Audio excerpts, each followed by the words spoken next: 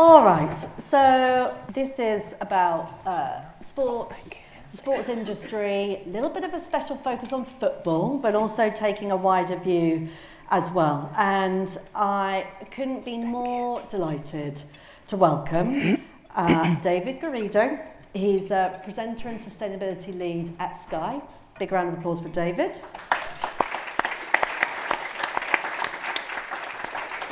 We've got Lindita Zaferi-Salahu, Business Engagement Lead at UN Climate. Thank you. We've got Filippo Veglio, Head of Social and Environmental Sustainability at UEFA. And then we've got Baroness Lola Young, Member of the House of Lords at the House of Lords. Thank you. Welcome. So why sports for climate action? Well, it really is innate to humans, sport. And actually, if we're looking to bring many more people into this conversation and influence people to join us on climate action, then, I mean, I can think of really not many a better sector to help us on this. So sport has this kind of international language that can transcend boundaries, and we find it in stadiums, in pitches all around the world. But also sport is affected by climate. Sport is having to look very deeply at climate adaptation. We've got athletes struggling with impact on lungs. We've got matches being cancelled because of extreme heat. So sport also has some very interesting roles to play in terms of prototyping adaptation. And then, so it's got a lot to do with mitigation, a lot to do with adaptation, but also, and I know we will come to this with the panel, on inspiration. Because it's got, as I said, this international language, but also huge role models who can, and I know we'll touch on this, can and are coming on to actually get climate action into areas that perhaps we haven't been able to get it into before. So we're going to be unpacking all of this, as well as looking at some of the issues it has around social and human rights, forced labour, and how it can motivate us all to kind of put that, you know, human health and planetary health together. So we've got a packed agenda. We've got about 50 minutes or kind of 45 minutes now. And Lindita, can I start with you? So Lindita and I met many moons ago, I mean a few, working on the work that Lindita's done on fashion and the fashion industry. But Lindita's also pioneered at the UN work on the sports framework. So do you want to tell us a little bit about the kind of the sports ecosystem, how it's working on climate action? Yes, thank you very much.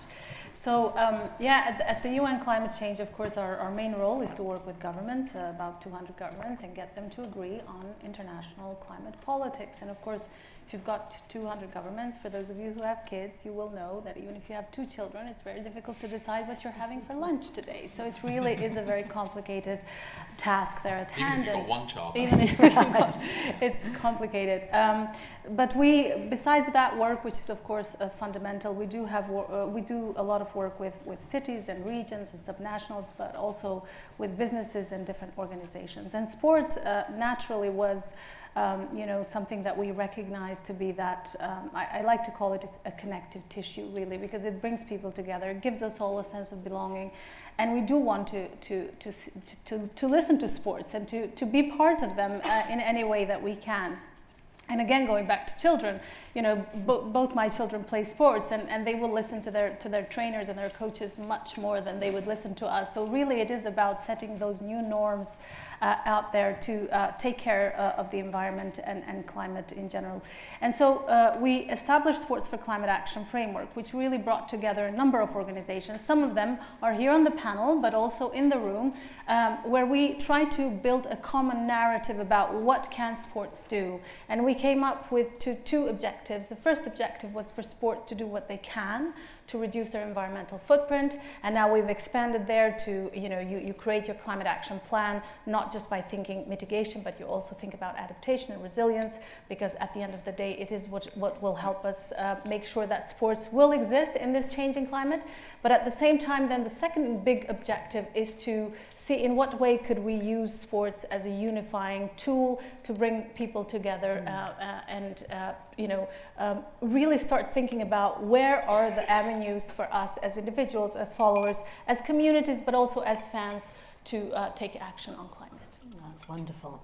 And I think the framework is you've got a new approach broken down onto spheres of spheres of influence. Can you tell us a bit about that? Yes, of course, that's also something that we're all very excited about. So beyond the fact what organizations need to do to put their house in order, there's also this big component of the platform that a lot of sports organizations offer, football, of course, in particular, but also many other big sports out there, and even grassroots sports, and we've got a variety of sports organizations in the framework.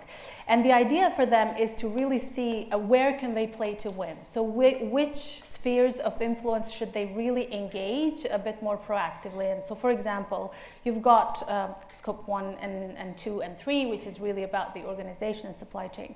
But then beyond that, there's an opportunity for sports to work with communities, both fans, but also communities that surround them. At the same time, NGOs that are operating in the space, but also the cities, because with cities, many sports will share the physical space. So the idea is, what can we do to come together and figure out who can do what to co-design solutions that work for the future, that are not just giving us the mitigation outcome, but also that are helping us build cities and infrastructure that is resilient going forward. So that's the kind of sphere C of influence. We're also looking at sphere F, which is really focusing on fans. And we did a survey there with global fans. And what we heard from fans was that if they had an opportunity to engage with their favorite club or sports on climate, they would really do that. 70% of the fans that responded said that they would be willing to support their club, create a better sustainability strategy, create a stronger sustainability strategy, but also help them in any other way. And then, of course, the final sphere is, we built that based on Futera's work on Scope X, actually, to say, okay, there's really lots of international frameworks for us as individuals to be more active on climate change. And that is to take a bit more active role in the public life. So really look at who are we voting for, what kind of choices are we making? So really taking that holistic approach, making sure that policies or people that will design policies will be there to think a bit more long term, so that they create enabling conditions for all of us as individuals, but also organizations and sports to make the right choices going forward. That's great. And there are so many breadcrumbs in there that I know our panelists will want to pick up on. But Filippo, I'll go to you. Lindy, to touch there about climate action and resilience. Can you tell us a little bit about the work that UEFA is doing in this area? Yes, first of all, thanks a lot to Futera, thanks also to Unilever, pleasure to be here. And yes, I represent UEFA, so the Union of European Football Associations, a membership association based in a small town near Geneva, and really working with and through 55 national associations. So the English FA is one of the 55, and we've got 54 others of all sizes across the broad spectrum of the European continent. Size-wise, think of football as 90 million people kicking a ball around regularly, a little bit less on the licensed side, football team side. Think of it also as 1.2 million coaches. Lindita, you mentioned coaches for kids, but also coaches across all age groups, 1.2 million. So the influence, but also the responsibility that we have as a governing body of European football to train those coaches. So without getting into the details, there's all sorts of training curricula to fulfill, and how do we embed there then the sustainability aspect.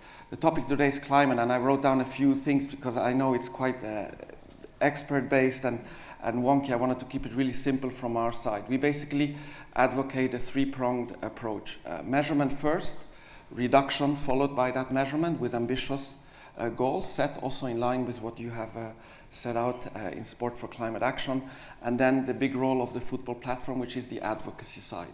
So really sort of that three-pronged approach, and in that order. So it's kind of hard to do advocacy when you haven't done much yourself, and it's going to be hard to reduce if you don't know what even your baseline is. So on the measurement side, very, very briefly, we have basically looked at the international standard, which is the Greenhouse Gas Protocol, and said, how do we translate it into the football sector. So for example, David was with us last March in London, a year ago, March, where we launched that piece of work. Basically a sectoral adaptation of the GHG protocol to the football sector. So really working with football organizations that had already pioneered that work, but also working with Lindita and a number of other experts to challenge us, to say, here's what the football sector needs to focus on when it comes to its climate footprint.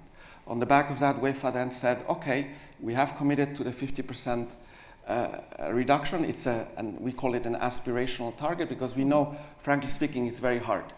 We have influence, but we have very little control over and beyond our operations and the number of the most visible pieces of UEFA, which are the Champions League final or the Euros. But over and beyond that, the hundreds of matches that take place at elite level, let alone the thousands, if not millions of matches that take place across the years, we have absolutely no influence. So whatever happens, if, I don't know, Manchester United plays against Tottenham, I just pick two teams, please don't offend me. Don't be offended, you can offend me, but don't be offended by who I picked. We have absolutely no control over that. We set the rules of the game. But within that context, we have set also within our rules, so as a governing body, we can set rules.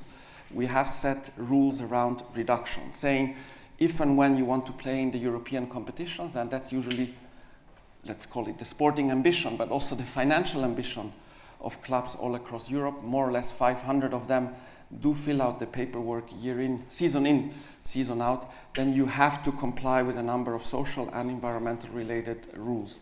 And within that is also then the reduction aspect. Not articulated in figures, but the reduction aspect front and center of that rulemaking part.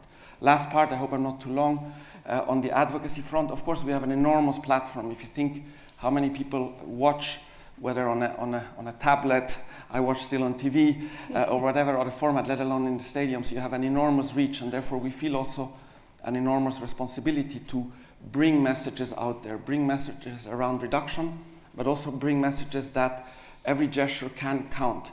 That we need to take our actions as organizers with regard to mobility, with regard to waste, with regard to how we measure and disclose the emissions, but we also call to action to everybody involved in football. So over and beyond what we can control, we try to then positively influence without wanting to lecture, but really playing to the power of sport as a connector from the pitch, but also off the pitch, on the screen and off the screen. Sometimes it's met with cynicism, let me be honest, sometimes it's actually a welcome cynicism. Yeah. I'm very cynical myself, so I laugh sometimes at the cynicism of well-intentioned ideas. I can give you a specific example. We had once an advertisement, I will not say which one, in which one guy was sort of kicking a fridge door shut, and one guy on Twitter wrote, oh, I didn't know that UEFA executives leave their fridge door open and have to remind us to close it. That kind of stuff we get online, and I think it's healthy because it gives us also a little bit of a reality check of sometimes what we may perceive as a good advocacy message, how it might be perceived with slightly more critical eyes. So that element of measurement, of reduction and advocacy is how we frame it, without getting into all of those details, but perhaps we can come back to them. It's absolutely great, thank you. And I love the transparency. Thank you so much for that, because unless we kind of share the things that aren't landing as well as are, it's very hard for us all to move forward. And the scale of football is so enormous. I was at Wembley Stadium this weekend, not actually for a football match, for the Dua Lipa concert, actually. There wasn't anything on, was there? No, exactly. But it was the scale of it is just breathtaking, scale of football. So, Lola, I'd love to come to you. And Lola, I mean, lifelong Arsenal supporter. I didn't know you were going to out me on that, Lucy. As my husband is as well. And you've spent... I actually met Lola via fashion as well, which is funny.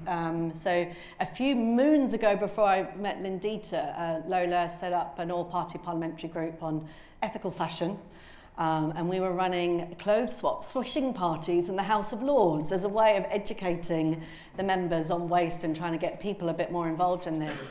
And Lola, you've since set up and disbanded the all-party parliamentary group on sport and modern slavery and human rights. So could you tell us a little bit about, your different perspectives on sport and how you've been creating change as a parliamentarian in this area?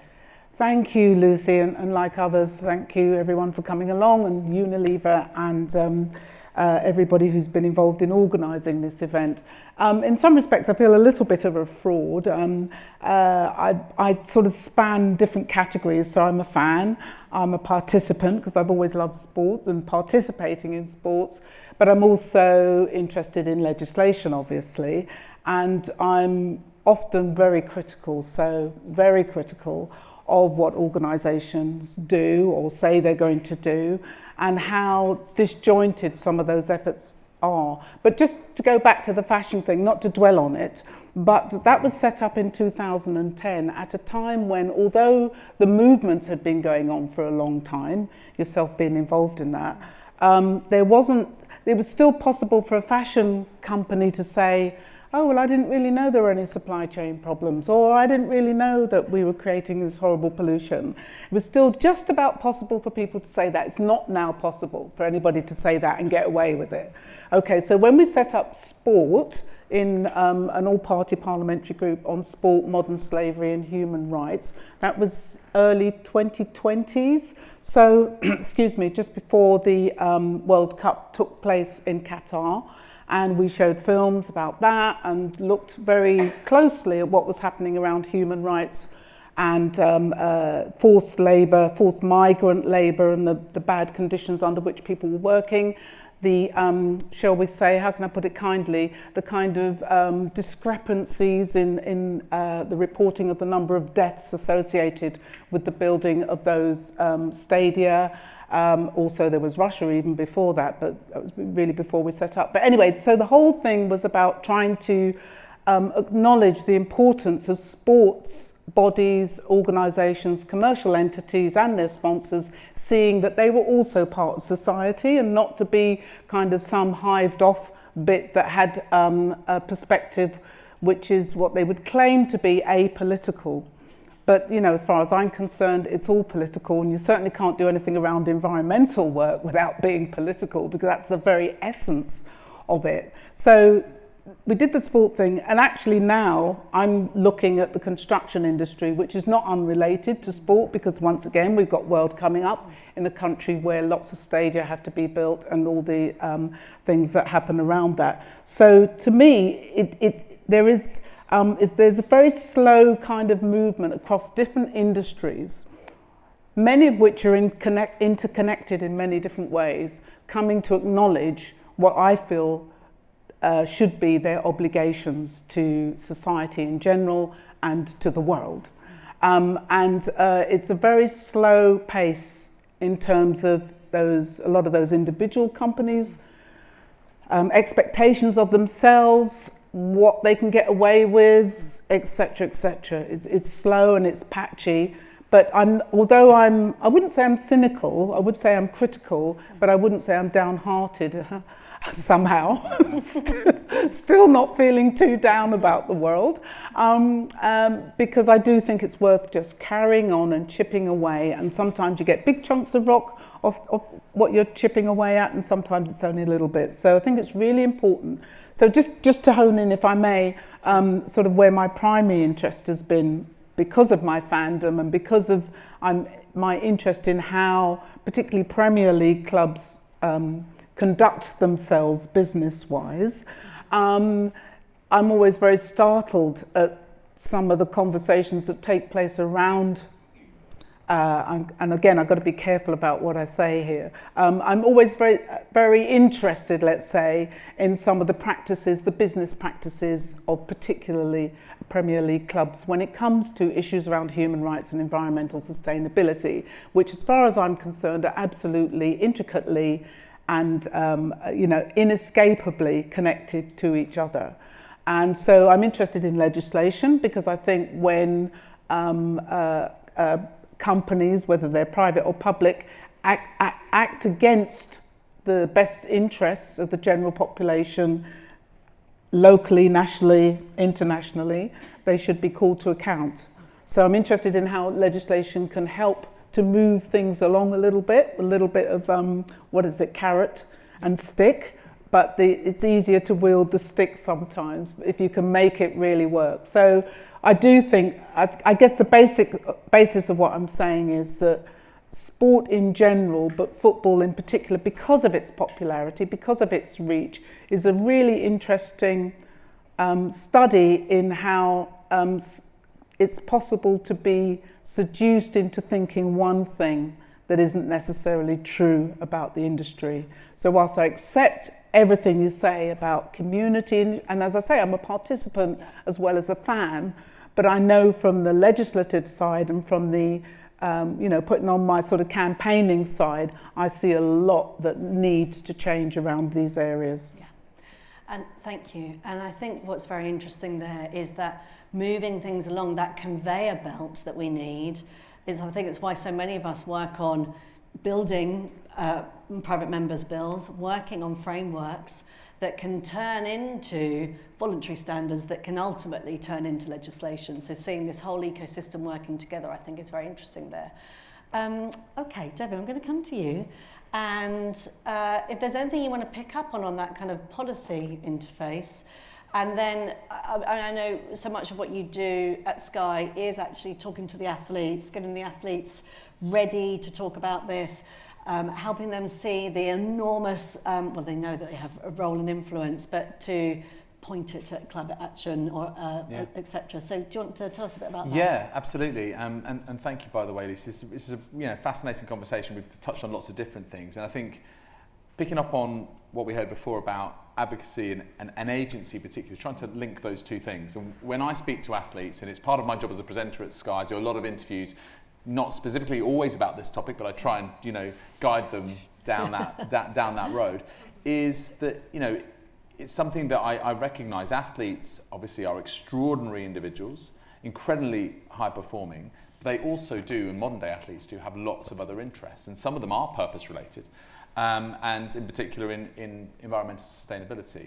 And I've had the fortune of working with a few of them, and my first role is not to scare them off, just make sure that they feel like they're slightly incubated, that they're talking to someone who's a friend who can help guide them on the journey, and then convince them to make some content with me, and then try and see where that goes next. And a case in point, we've mentioned Arsenal, and actually I have a lot of time for Arsenal. It's where we did the launch of the carbon calculator because they were involved in the project in the first place. They have a lot of soul. They've done some amazing campaigns. No More Red was insanely good at trying to really tackle an issue head on, make it so visible and visceral with the kit and everything. The athlete I'm going to talk about actually plays for Arsenal's bitter rivals, Tottenham Hotspur. Her name is Amy James Turner, and Amy and I have been chatting for a while around this topic, and we just became friends. And again, it was just that trust, inherent trust. And then she became a little bit more, I suppose, of, let's say, I want to say actionist. Activist gets a bad rep as a word, but I'm going to say actionist. She wants to be part of the conversation and actively pushing it to her sort of peer groups, her circles. And we started working on a report which she fronted, which was basically the first ever report done by any professional footballer, past or present, male or female, on the voice of women's football on climate change and their viewpoints, the players' perspective. And we found out some absolutely fascinating things through this. And I think Amy sort of really grew in confidence. And we sort of made this report is along with Planet League, who were a fan engagement platform in football particularly. And what happened was, we found out that the kind of qualitative data and as well as the quantitative, that 65% of female professional footballers and other professionals in the game feel that football as a whole is affected negatively by climate change, the broader industry, the game on the pitch, and 71% believe that their own career has been affected by it. And if you think about it, in this country, that might be, to do with waterlogged pitches, games being called off, particularly when, up until only, recently, women's football has been played at lower quality grounds compared to the, similar level of the men's game. Now we're seeing Arsenal women play at the Emirates. Now we're seeing Spurs women play at Tottenham Hotspur Stadium, but it wasn't always the case. And also, and this is the key thing, trying to use that position and that platform to ask for help, to ask for support. 81% of women's professionals in football believe that they really do need that support framework that training to help them go further in this conversation. And so I think that, you know, athletes like Amy, I'm trying to do one thing. I'm trying to guide them on that journey to increase their confidence so they can continue to, you know, really be part of this conversation, because the influence that they have is absolutely huge. But also to try and find more Amys, because one person can't do it on their own. And athletes, I find, when they work in a cohort, are even more effective. And then what does that do? We know about the incredible power of sport as a whole, and football in particular. It's then encouraging other people to use their own agency. You know, the sport can do so many things. We talked about, you know, reducing emissions, you know, mitigation, etc. But actually its superpower is storytelling and convincing others to try and provoke a movement. And when you said, you know, narrative and culture in your sort of opening to this, Lucy, that really struck me, because, you know, sport is, well, for me anyway, and I know I'm biased, it's the greatest storyteller. It really is, and it has this amazing power to connect. If you think about that relationship between a fan and their favourite athlete or their favourite team, it's so tight, it's so passionate, and you do really take a steer from them as to major decisions you take in your lives. So that's what I try and kind of maximise, and if you can try and pick up that athlete at the start of that journey, you know, the potential growth in that is huge. Yeah. Absolutely huge. I love that, because when we worked with Formula One to put together their net zero commitment back in 2018, before SBTi had kind of coalesced around what, you know, net zero actually was. And it took us a little while to realise that actually it's this enormous entertainment complex, that actually sports and entertainment are so overlinked now, and that storytelling piece comes into that so much. Now, I'd love to do a few questions from the audience if we are feeling ready for that panel. And I know, I mean, I'd love to also put out this piece there around sport and its ability to influence and us as individuals and taking up kind of healthier lives. And Philippe, I think you might want to come in on that. But so in fact, Philippe, I'll ask you that. Is there anything you want to tell us about, you know, interlinking climate action and health? And then if you can get ready to think about a few questions, we'd love to open it up. So Filippo, over to you. Okay, let's wait for the Okay. let's wait for the questions, or while we wait for the questions. Now, the idea of health and well-being. Oftentimes, on the climate side, there is certainly a role for football, a responsibility, but also an imperative for football to react to the urgency, to react in a strategic way, and to react with really sort of action-oriented reduction plans. By the way, UEFA has published its own reduction plan, so it's publicly available for anybody to see, and it's also a push for us to give a signal to the wider sort of football community, especially at the top, that this is a topic that's strategic, important, but also we're talking about it is important, as we're doing today. On the more sort of from defense to offense side is the whole challenge that we have all across Europe, perhaps the world, around health and well-being overall. While I just say we now in the UEFA community think that sports is sort of all-encompassing. That's by far not the case. We see obesity rates, we see challenges around getting people, especially kids, even to move, how they move around, how long they move around, physical education classes getting cut, even in my own country, Switzerland, which my mom is a gym teacher, is always ranting about at dinner, rightly so, from 3 to 2 hours, it's outrageous. So what can we do from the side of health and well-being to position this topic with and through football, obviously, around physical education, substance awareness, mental health, around nutrition, around road safety? How do you move around over and beyond your sort of physical?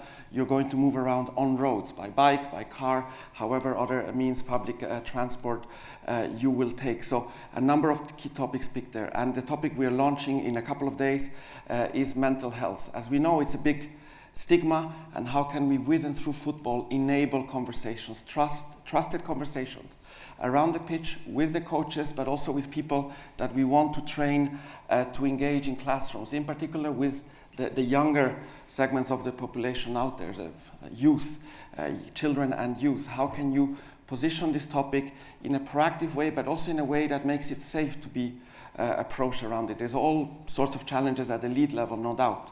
but it's not about the elite side. This is really about the grassroots side, about the base of the football pyramid all across Europe. So what kind of responsibility do we take, and what kind of scientific underpinning do we take around it, but then what kind of tools do we give then within the football community to be able to work around it. So it's one thing to talk about it, it's important to talk about it, and we will do that over the next few weeks and months, but what tools do we then give to enable those conversations to happen? That's all built around a system. So that's sort of the defensive side and the offensive side that we have to balance, to speak in football terms. Do you want to come in, Lola? Yeah, I'm just sort of thinking, is this working? Yeah. I'm just sort of thinking how to phrase this, because I think that's all very good, but running through my mind well, firstly, the issues around abuse as comes from social media, and that's no good for anybody, either the perpetrators or the recipients of that. But I'm also thinking the whole issue of climate change, it is a global thing, right? So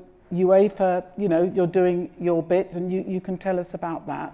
But I don't know what's going on in other football federations around the world. I don't know how they regard some of those initiatives, particularly when you look at what's happened in the global south in terms of not being the main perpetrators of what's caused global warming in the first place. And so these other perspectives, I think, are often missing from these kinds of fora, and I think it's really important to have those voices, because it's a very different outlook. And I would also say, just whilst I sort of grab the floor, is again trying to look at it more holistically, is to me what happens in sport, and particularly in the Olympics as well, in the athletics and across different high-level elite sports. It's almost as if the global south has become a feeder, a place where you go and pick up talent without necessarily materially changing the conditions around which that talent has grown up, and hopes to emulate some of their counterparts who've moved to Europe. So in other words, it's like, again, we can be in that position of extracting the value from those countries, which means, of course, their leagues don't necessarily grow to the same extent because their best players have come to Europe. So that part of that sort of global economy, and it's what we've sort of touched on before outside of this forum, which is, what's rather grandly called perhaps the geopolitics of sport. And climate change is an absolute factor within that. Yeah, it absolutely is, and it accelerates everything. And Lindita, David, do you want to come in on that before we go? Just in fact, on both of the points, I think you're absolutely right, Lola, and I think it's incumbent on players. You hear about foundations set up, in the names of someone like Didier Drogba, goes back to Ivory Coast and tries to make that micro impact. And I think, at this point, it's sometimes, I think climate change is such a behemoth, right? It's really difficult to kind of compute and try and take it on, what can I do, that usual kind of situation we find ourselves in. And therefore I think now, especially with geopolitics being what it is, that actually people want to double down in the face of that, but they want to double down in a micro way. And that actually I'm seeing more that there is, maybe it is actionism happening at a more local level, like people joining local groups or writing to their local MP in a case. So maybe there is some positive moves on that score. But I do absolutely take your point. I thought you were going to say mining. You said extraction. We're pretty much on the same page with that. And also just to come back on Filippo's point, I think this is a really important sort of concept to join together, planetary health and human health, because I think about when I'm trying to essentially convince someone to take an interest in the subject, what lever do I pull? Sometimes if it's cost of living and someone needs to save money or make money, I talk about food waste, because that's necessarily, if you're just a little bit more mindful, you're going to save some money by not wasting so much food. If it's something to do with tech and they're interested in that, I'll go down an EV route. But equally, if they've got children, then health is almost always the lever that I pull. And these are and have to be seen as intrinsically linked. And I think that, we're seeing that more now, that people are talking about this. And, we mentioned this before, we were talking in the green room about UNICEF, who my wife used to work for, and how their line on this is that, the climate crisis is a child's rights crisis. And that's how they put their lens on this, so that people can consume it in that way too. And I think that is incredibly powerful, because I think sometimes climate as a whole is so nebulous as a topic. And I heard in one of the previous panels talking about actually some nature and biodiversity, but it's actually a really good play right now. You're seeing golf play into that space quite a lot, tennis play into that space quite a lot, and I think that you're trying to find those things that people can connect with. You've got to make this emotional, you've got to make it resonant, relevant, and personal. Yeah, 100%. Okay, that's a great segue in. So, quick, oh my goodness, we've got loads. So, do we have a couple of roving mics going around? So that's great. So, Katie, you're in charge of who gets to speak, as you've got the mic. Great. Hi, Emma Stewart, Sustainability Officer for Netflix. We are getting into sport. As some know, we have bought the rights to the next 2 World Cups, the Women's World Cup, the really important one, as well as some American football Christmas matches. We have a lot of what's called shoulder programming, so all of the docuseries around athletes and their lives and behind the scenes. And one of the things I'd love to hear from the panel is how you coach the athletes, because whether they're athletes or actors, they're always worried about the gotcha moment, that they are not the perfect environmentalist. Yeah. And the environmental community has done us no favors by holding everyone to too perfect of a bar. So I wondered whether you could share some of your techniques with the group. Yeah, because I've done it. I have coached. There's an Austrian tennis player called Dominic Thiem who is just brilliant. He was perhaps, and I think he's really the best known tennis player. I mean, Philippa, you're a big tennis fan as well, aren't you? Right. So and we had this come up. He was doing a panel with me, and they were like, his agents and his management were like, well, how do we deal with this? This is really tough. Like, he travels all over the world. And I said, own it. You have to try and, be as honest and authentic as you possibly can. So that's the first step, is just, own that and say, yes, I'm an elite tennis player. I travel around the world.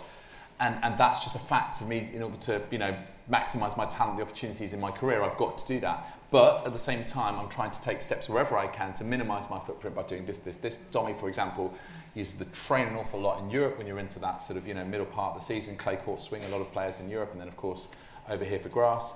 And also then to say, look, I would, I want to use this platform to talk about this topic because I care about it, and that's part of my responsibility as an athlete. But also then flip it onto the audience to avoid the gotcha moment of like, gotcha is like, what else would you like to talk about?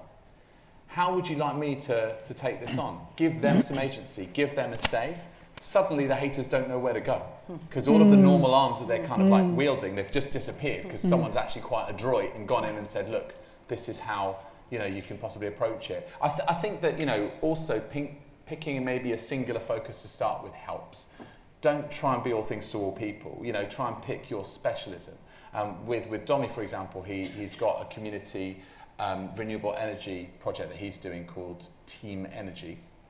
And that's his main focus right now. But he does also care about food, and he does also care about travel and transport. So I would say that if you're trying to help someone, pick one singular starting point, build the confidence from there, and then through that, you'll be able to see other things. Another case in point, Chris Smalling, former Manchester United Roma player, he had issues with his tendonitis in his knee, started reducing his red meat intake, then went white meat intake, fish, became vegan. As a result of that, he then saw the rest of sustainability. He's now seen as one of the most sort of foremost professional footballer voices in investment in sustainable projects, to do with startups. He's an investor in Pinatex, for example. So it's quite interesting that it's coming from a kind of a personal benefit piece and then expanded. Isn't that the most authentic way? Yeah, absolutely, and it should be that way. We've got another question here.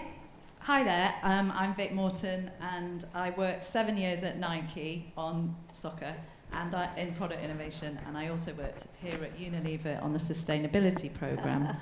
And a lot of what you're saying has really resonated, and particularly what Lola was saying, because I worked on human rights. I'm really curious because a lot of the players that we were meeting when we were working on sport innovation were from disadvantaged communities, and that's only going to be exacerbated by climate change, as we have just discussed. But I'm curious how we take things from individual players doing their bit, as you were saying, to Premiership clubs or UEFA or whoever, really taking things to the next level, and what's getting in the way, and knowing that policy can take a while to come through. What do we begin to do now? How can we change things? Because sport is one of the best mobilising platforms I think I've ever been involved in. Lindita, do you want to jump in? Yeah. Lindita will take that one. I will try. I mean, I think just to go back to the athlete part, I think in addition to what David has done and is doing, I think there's plenty of initiatives out there that look at engaging athletes, and I think for me always is important to get athletes to talk about these issues, human rights as well, or let's talk about what is preventing athletes to talk about how they see climate changing in their own community and how that climate change is affecting their own communities, wherever they grew up. It doesn't really have to be rocket science. For example, you take, I was just talking to an athlete during the Olympics from Uganda, and he was saying how there was no rain, and as a result, there's no food, no corn, and as a result, now people lost jobs, but they also now are in a situation where they have to import food from neighboring countries, which is also affecting economies and everything else. So it's a ripple effect. So athletes can talk about those things. I don't think we are in a place where athletes can tell fans what to do. I don't think they want that. I don't think anybody wants that, but I think it's more really to put that kind of bigger picture and spotlight and say, here's where the problems are, and really the solutions are not too complicated. And then to come to the policy piece, I think when we talk about climate change, the guilt cannot be placed on particular individuals, organizations, cities, businesses, or countries. It's a collective problem. We all have a stake in it. We all have to do something about it. So I think the point is, how do we make sure that individuals are aware and they have opportunity to do something about it? So Filippo was talking about how do we create platforms for fans to be empowered to do something, either talk about it or take some action about it. The governments are right now looking at creating coming up with their updated nationally determined contributions.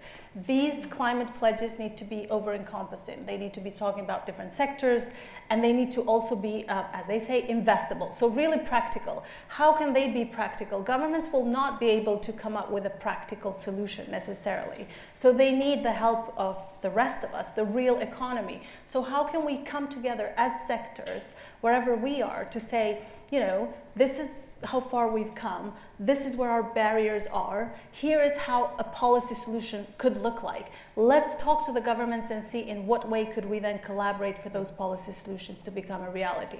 So it really is a kind of a collaborative effort, and that's how we should see it. That's why it's also very complicated. But I think we need to come into this conversation really with a positive attitude. We're not trying to reduce everything. You know, this is what sometimes sport tells us. Oh, you want to have less games, or you know, how do you think we're going to reduce 50%? We cannot just say to the half of the stadium, you cannot watch this game because we have to reduce emissions. You know, so it's really how do we talk more about solutions and co-design those solutions? Isn't that partly though also to do with how we frame this? And I think sometimes, you know, as you say, that word reductive, that's the thing about sustainability. Oh, well, we have to do without that, or I can't do this anymore, I have to give up meat. But actually trying to frame it in a way that is really positive in terms of the economic side of things. Why are we saying that there is a real, you know, growing asset class that a Premier League club wants to be part of? You know, if you make a beeline for this now, you're going to be ahead of the curve. You can actually build something around this. You can kind of strategize in that way, go for it, rather than feel like you're going to be affected. You know, again, it's the offensive versus the defensive.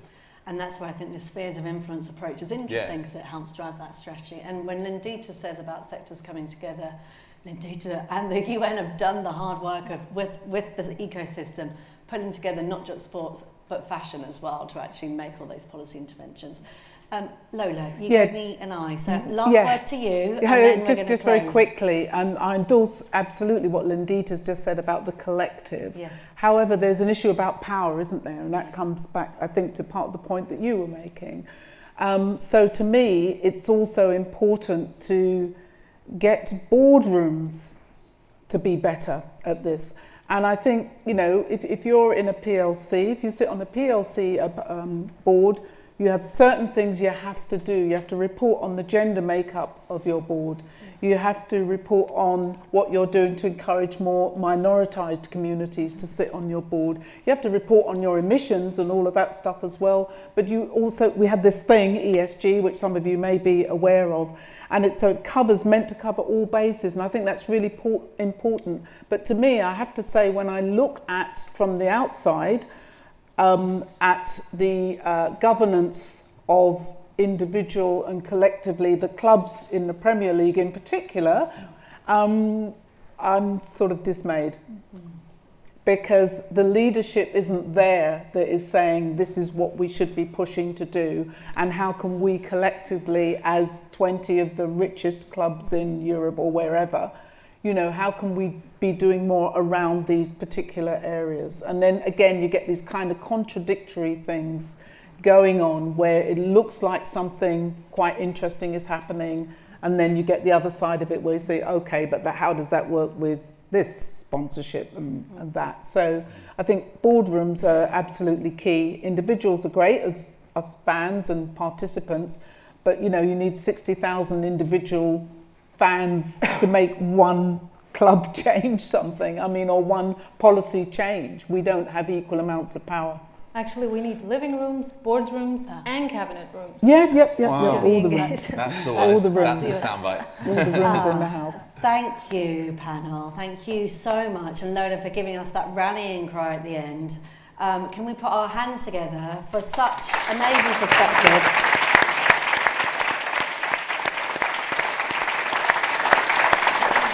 I really feel that we covered all the different levers in the sporting ecosystem there, and a warm thank you to our panellists for choosing to spend some of your time with London Climate Action Week here at Solutions House. We can't thank you enough. Thank you everyone here for also choosing to spend some of your time with us, and thank you so much. Thank you.